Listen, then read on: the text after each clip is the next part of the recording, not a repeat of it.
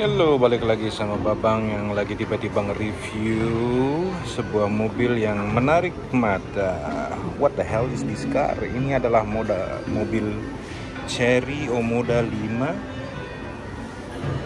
Bisa lihat ya.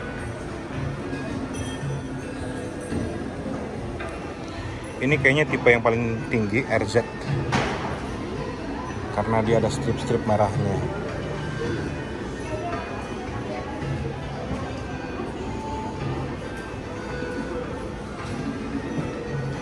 Ini tidak disangka mobil Cina loh bro. Ini first impression, pertama kali lihat. Dan ini cukup menarik mata. Grillnya sesuatu yang baru, unik, dan one of a kind ya. Gue ngeliat kayak ada diamond-diamondnya. Kenapa gue ngeliatnya kayak kuku ya? Kayak kuku monster gitu. Kayak banyak mata gitu. Anyway, it's good. Ini stripe merahnya juga bikin dia kelihatan jadi lebih sporty. Bentuknya juga memang sporty banget sih. Nggak nyangka bahwa ini adalah mobil Cina.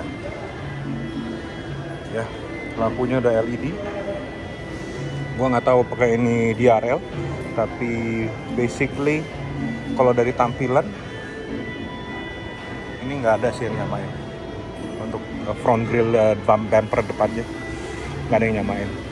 Lumayan seksi, mirip kayak Mazda apa ya yang begini juga tapi moncongnya seksi banget ya, mirip-mirip gitu lah. Kalau dari bentuk body ini jatuhnya kayak crossover SUV gitu ya. Depannya menarik, unik, bikin mata berpaling, suka gua ngelihatnya. Terus juga dia punya bahasa desain itu gua nggak ngerti, tapi dia lebih kayak tajam. Kelihatan seperti tajam, dan itu dibawa terus sampai ke belakang. Jadi bahasa desainnya dan artikulasi dari desainnya yang apa yang ditonjolin itu terlihat sampai ke belakang.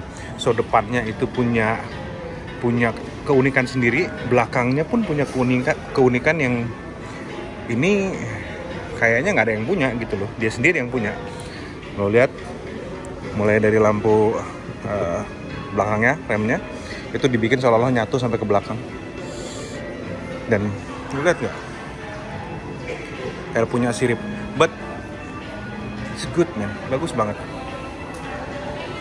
Dan dia kontinuitasnya dari sini ya, jadi bonggolnya tuh dia akan mengecil sampai ke situ. Jadi tidak tiba-tiba patah. Jadi semuanya punya artikulasi desain yang dari depan sampai ke belakang menurut gue nyatu. Bumper belakangnya juga seksi banget, walaupun ini knalpot bohongan ya, seolah-olah knalpot, tapi gue yakin ini mempertajam kesan sporty dan gesitnya. Setahu gue ini mobilnya 1500 cc, torsinya 230. Gue nggak tahu horsepowernya. Terus kesan ini doff dan sedikit sentuhan kayak carbon fiber bikin dia kelihatan lebih kayak mobil mahal. Kita lihat nanti dalamnya. Oke, terus apa nih sebutannya apa nih? Sirip. Kayak fender udara gitu ya. Ini juga ada list merahnya, kelihatan ini jadi seksi banget sih emang. Lu lihat nggak tuh bahasa desainnya?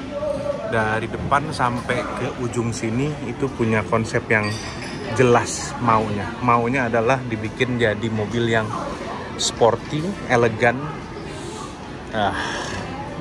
Ini Omoda lebih cocok kalau disebutnya badass gitu ya. Badass. Ya cukup sangar. Strip merahnya juga bikin dia jadi kelihatan sangat seksi.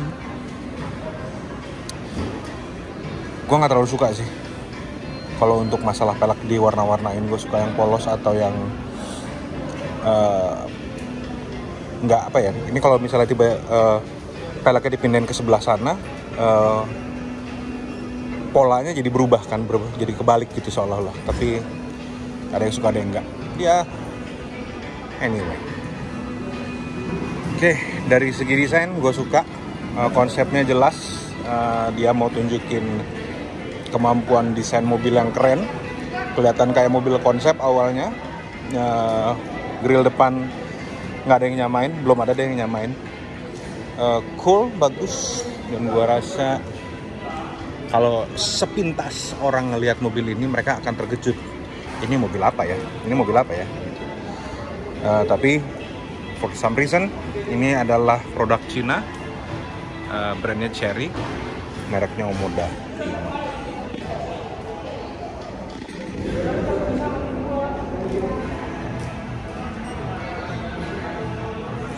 Alright, kita lihat pertama dari belakangnya dulu sebelum kita ke depan. Oh, lampunya ada sequential, minimal untuk apa namanya sign-nya. Terus dia kompartemen belakangnya sudah ada separator nih. Jadi ya kalau untuk mobil crossover kayak gini, semi sedan cukup lah ya. 2 koper 50 liter mungkin, nggak tahu. Ya 2 travel bag untuk 2 orang cukup. Yang gede juga bisa 1, mungkin anak-anak juga masih bisa. Ini cukup besar gitu. Cukup besar. Terus juga di sininya sudah ada top tethering buat dicantol-cantolin ya, buat anak-anak bisa. Belakang sini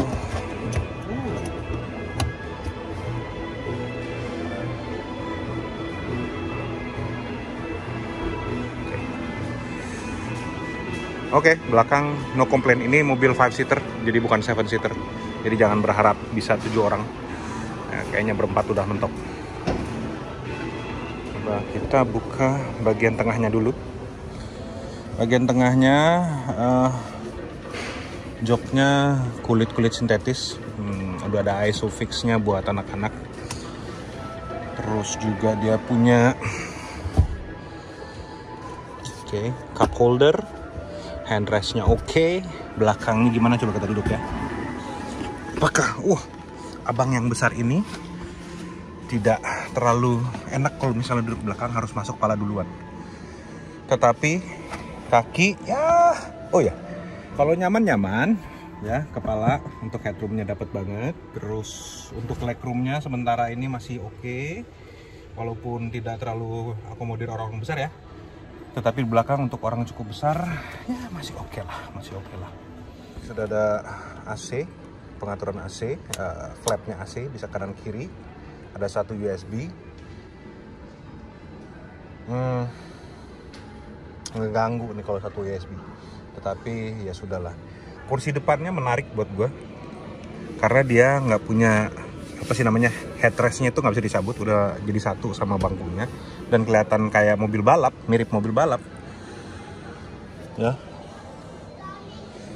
Untuk sentuhan interiornya black begini gue suka. Kualitas kulitnya not bad lah. Apa sih yang lo harapin?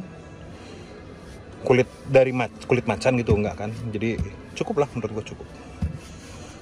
Mantap di sini, cuman ini nyenggol pantat nih kayaknya nih. Tapi kalau nggak segede-gede amat oke lah. Di atas ini ada lampu. Ya minimalis tetapi cukup. Ini bangkunya nggak bisa di recline kayaknya. Jadi sudah fix, nggak bisa maju mundur. Begini aja. Maksimum 3 orang di row tengah dan maksimum 2 orang di depannya. Iyalah goblok. Ada apa nih namanya, sunroof ya, pakai nggak kepake lah, nggak terlalu penting buat gua. Fitur yang tidak terlalu penting tapi banyak orang yang suka. Anyway, oke. Ya ini bagian depannya. Center console-nya cukup simple, dan kelihatan ke depannya tuh kelihatan kayak simple banget gitu, nggak ada apa-apa. Wah, gue pengen lihat ininya sih, head unitnya sama apa namanya, MID ya, apa yang tengah-tengah itu yang buat kontrol mobilnya, RPM dan lain sebagainya.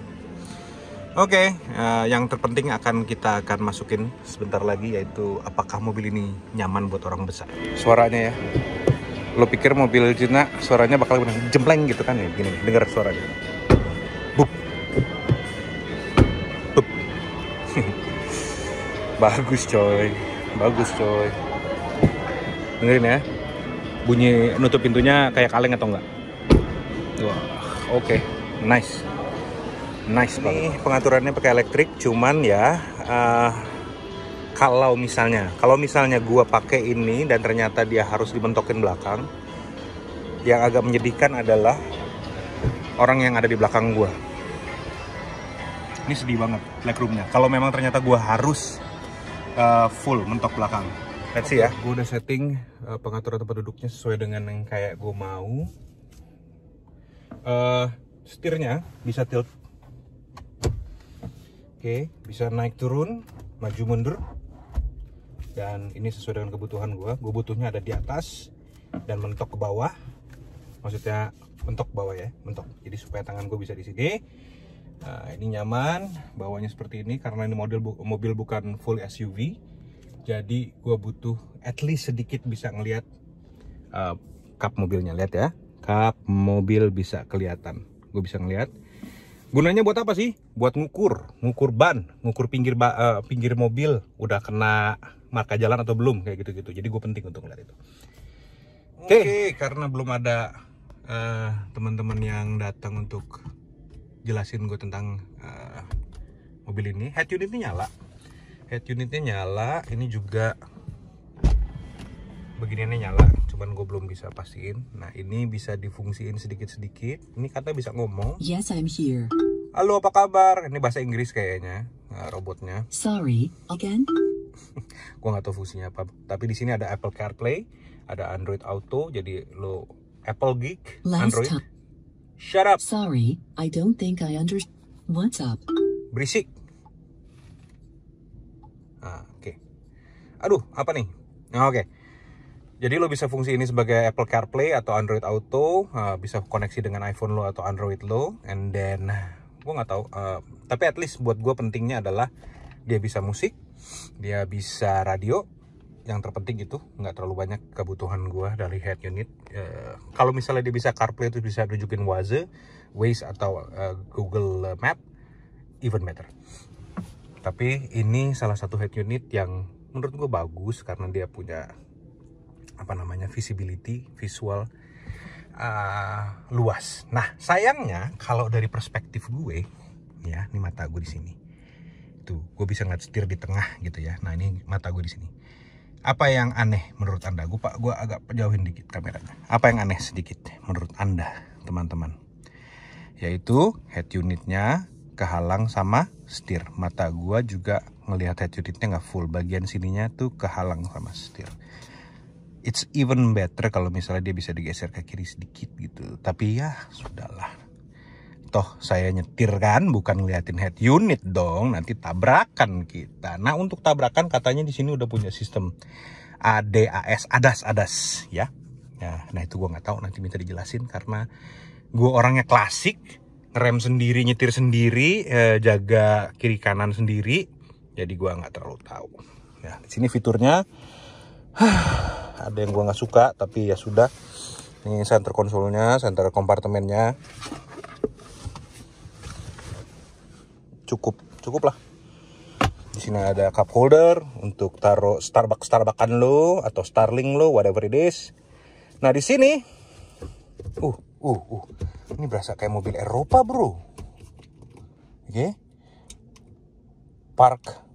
Oh, jadi park itu cuma dipencet, and then kalau misalnya lo mau drive, lo tinggal tarik ke belakang. Neutral lo taruh nggak tahu kemana. Yang jelas di sini ada bisa maju mundur. Drive itu ke belakang, terus reverse itu ke depan, neutral itu ke tengah. Gua nggak tahu apakah dia modelnya begini. Ya, anyway, terus parking. Di sini ada assist untuk hill start assist, I don't know. Nah, ini mode berkendara, ini hazard, terus ini apa? Oke. Jadi mengontrol head unitnya bisa dari sini. Tuh, ya lihat. Kalau gue matiin, mati. Kalau gue pencet nyala. Terus kalau gue puter-puter, volumenya bisa gerak. Oke, di sini ada home.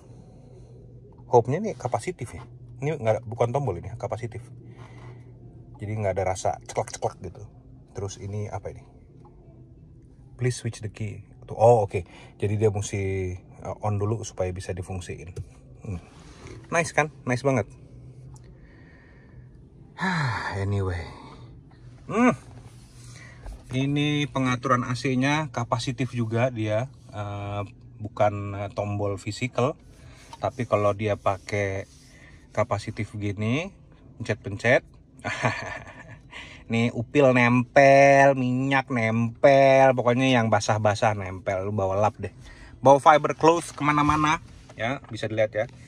Jadi kalau misalnya auto, lo pencet auto dan lain sebagainya. I like it.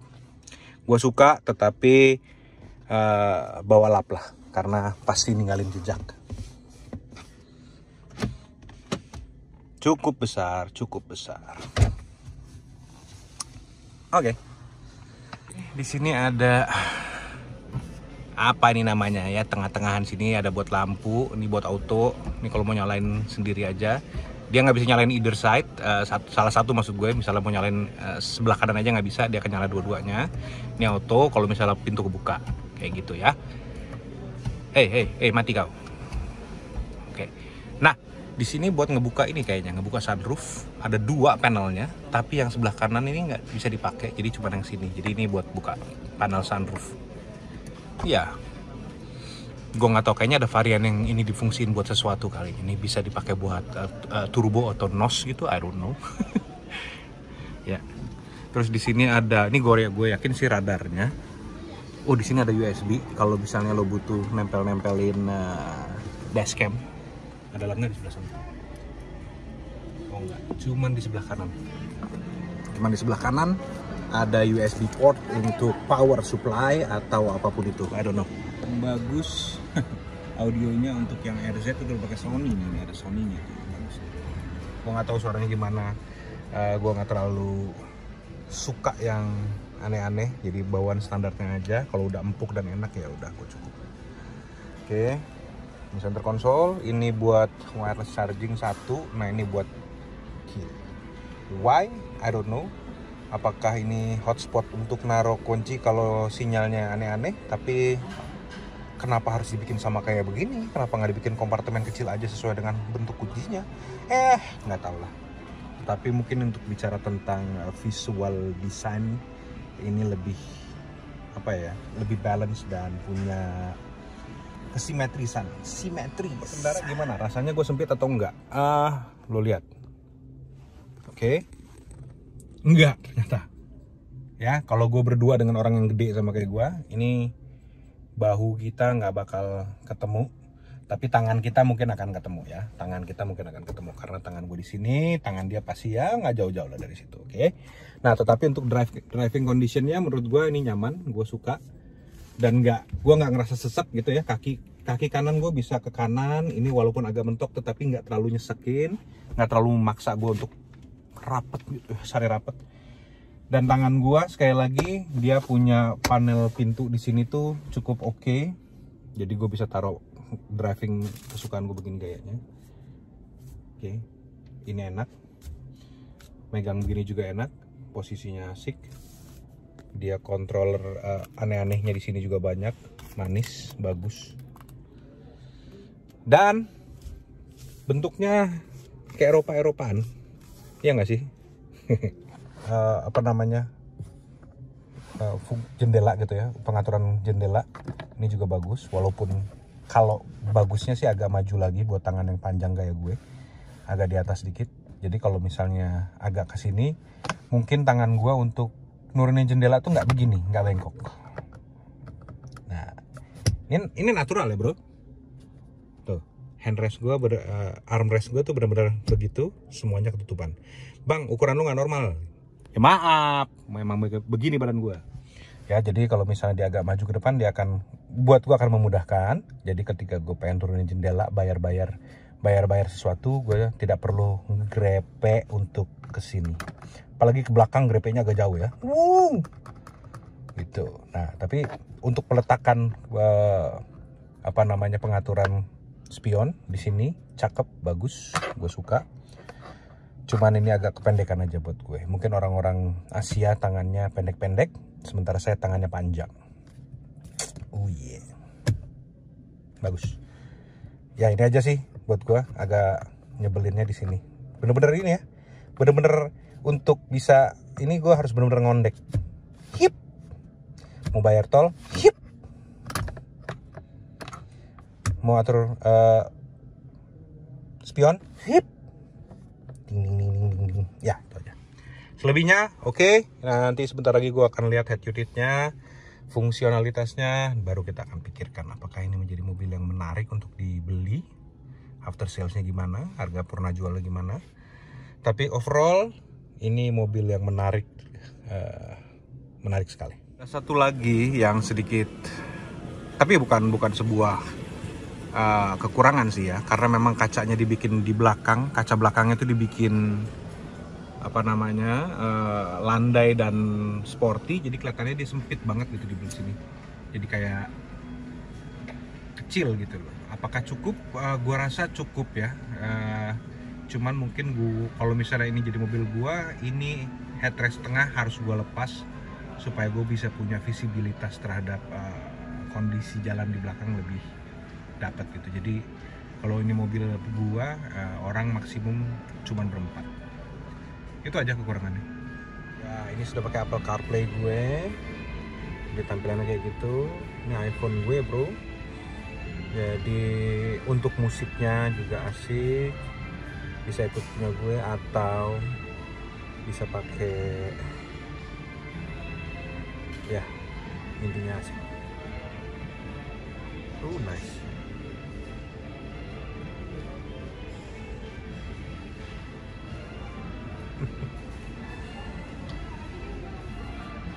Ya. Jadi handphone bisa taruh aja, ngecas aja, wajahnya langsung di head unit. Oke banget.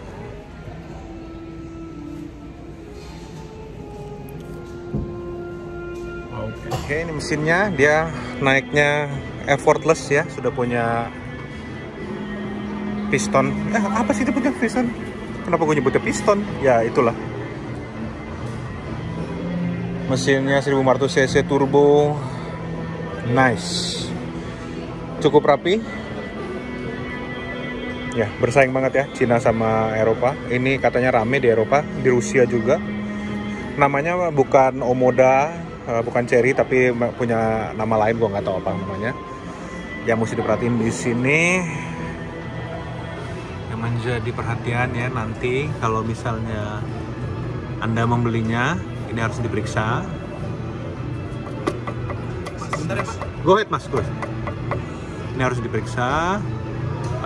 Kalau dia sering kena impact, apakah ini deformity atau las-lasannya berubah. Ini menjadi perhatian, tapi harusnya enggak. Oke, jadi gua rasa untuk Omoda 5 itu sebuah mobil yang layak lah untuk dibeli. Selain dari bentuknya, kalau lu pengen punya tampilan mobil yang mentereng, kece, harganya juga nggak terlalu over 500 juta gitu ya, dia di sekitar 300-an juta, 350 juta plus, di bawah 400 juta dengan cc 1500 turbo. Gue rasa ini mobil yang worth it untuk jadi mobil pertama lo, atau mobil pengganti yang udah bosen sama mobil-mobil gedenya, atau pengen coba upgrade ke mobil-mobil yang lebih punya looks. Gue rasa ini mobil yang worth it untuk dimiliki. Masalah after sales tadi dibilangin juga bahwa lu akan dapat garansi selama 10 tahun so untuk mesinnya, and then 60.000 km perawatan, segala semuanya ditanggung all in. Terus juga apa tuh? Apa ya tadi gue bilang? Iya, mesin itu 10 tahun atau 1 juta kilometer. Wow. Jadi ketika lo pakai 5 tahun gitu ya, dan lo udah mau jual, itu masih under warranty. Jadi seharusnya harganya akan tetap bersaing karena masih under warranty dari Cherry-nya sendiri. Not bad. So, tapi the decision tetap di tangan Anda semua. Apakah itu worth it or not, itu up to you. Gua hanya sekedar bapak-bapak yang lewat melihat mobil. Selamat sore.